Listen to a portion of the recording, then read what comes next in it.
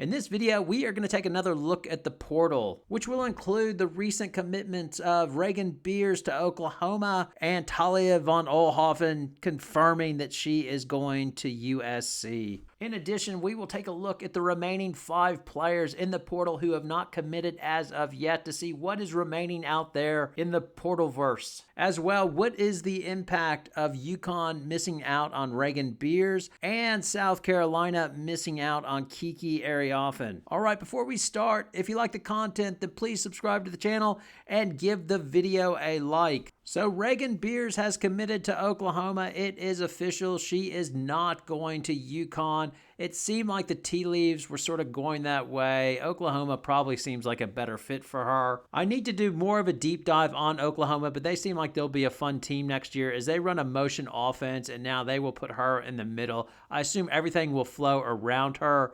The one mildly disappointing thing for me, aside from Oregon State being decimated, it's almost a shame that Oklahoma is going into the SEC because I would have loved Raegan Beers and Audie Crooks matching up.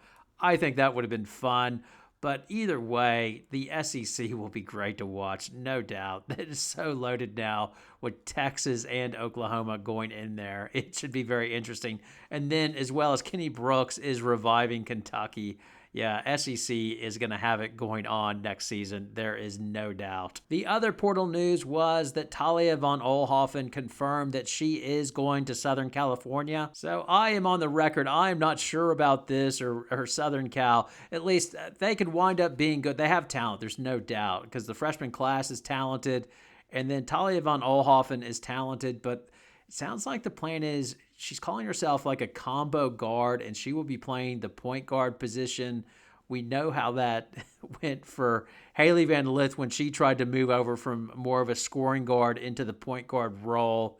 Yeah, there are a lot of parts there. I'm curious. I'm not saying it can't work. I'm just curious to see how it does work or how they wind up putting it together because their front court will be good, no doubt, because Kiki Oelhoffen combined with Rhea Marshall, that will be a very, very strong front court, but how all the parts fit together, I think if we've learned anything from LSU, like I said in the previous video, it's just not a slam dunk having those parts come together. I know it was time for Caitlin Clark to go pro, but it would have been fun watching her and Juju Watkins match up, but it's just not to be. They missed their timing.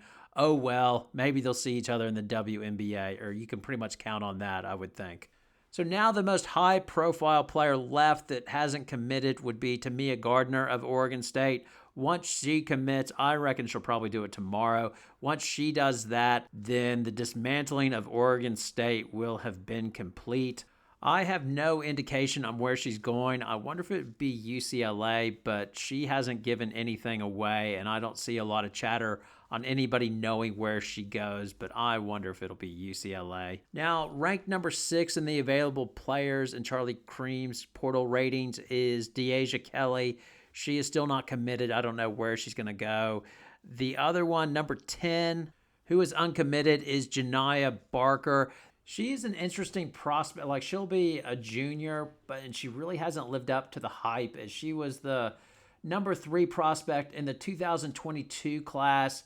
She was limited to 19 games as a freshman due to injury, and she's just been inconsistent. If you watch the highlights on her, she's clearly talented. She can move. She's athletic. It looks like she has good hands. Can she put it together at another school? And who is going to be that school? Would she go to potentially, could Texas have interest with her? Or could it be South Carolina? Would Don Staley take her on and say, you'll work the South Carolina way and we'll straighten you out? Or could it be an LSU, Kim Mulkey, or an Ole Miss? I don't know. To be determined.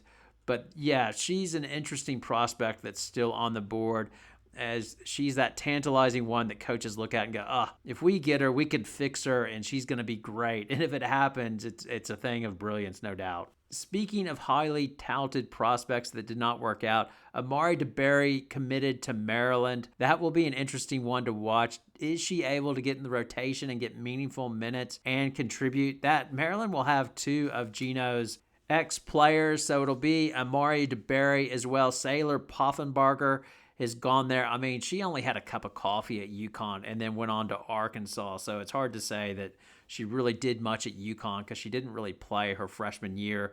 But it'll be interesting to see if they can crack the rotation for Maryland and contribute. Now, the other 3 top 25 players left, Liza Carlin from Marquette. She's a 6'2" forward. She averaged 17 points, 7.9 rebounds, and 2.1 assists last season. She's efficient. She shot 49%. That would be a good pickup. She shot 35% from three-point range. The other one is Latui King from Pitt. She's 6 foot, a forward. It looks like most of her points come driving to the basket. She averaged 18 points, 10 rebounds, 1.8 assists, and she's efficient as well, shooting 52% last season. So both good, solid players. Now, in terms of UConn missing out on Beers and South Carolina missing out on Kiki Arioffen, what is the impact of this? Well, it really depends on how their players develop.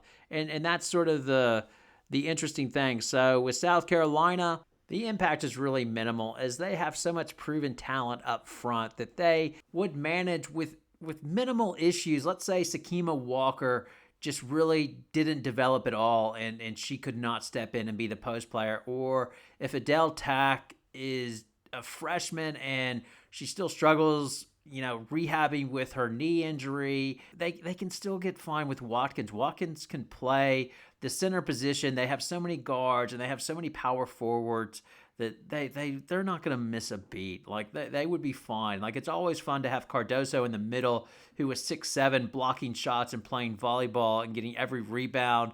But they have so much talent and depth that it's not going to be, oh my God, South Carolina's out of it. No, they'll still be the favorite to win the national title, and rightly so. With UConn, I outlined in the last video, I think they're more at risk because they're really reliant on Patterson and El Alfie to develop and play, and they both have their injuries. They're coming off injuries, with Patterson having the knee surgery and El Alfie coming off of her Achilles rupture. And I just remember last year, even when they had Ice Brady and Aaliyah Edwards, like Gino was complaining in the preseason. He's like, man, we just don't look big when we come off the bus. So we were walking out for the national anthem yesterday or the other day, and I thought, man, we're small, man, compared to like a lot of teams that we've had here.